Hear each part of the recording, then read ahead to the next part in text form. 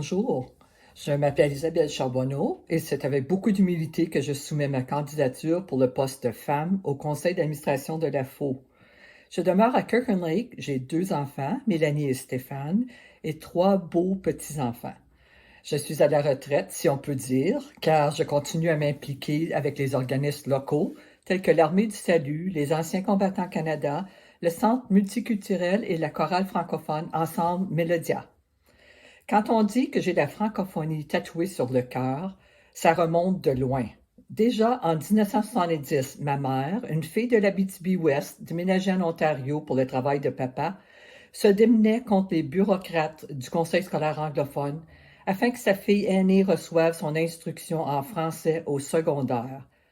Même si elle n'a pas gagné sa bataille en ce temps-là, les francophones n'ont pas baissé les bras et aujourd'hui, les jeunes peuvent poursuivre leur secondaire en français partout en province.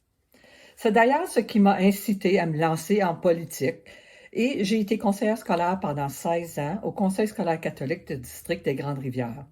J'ai été présidente pendant 7 ans et c'est là que j'en ai appris beaucoup sur les rouages politiques, l'importance de se faire des alliés chez les fonctionnaires, les conversations non improvisées d'ascenseur, comment monter les dossiers pour nos avocats et les négociations et les interactions qui mènent à des résultats estompés.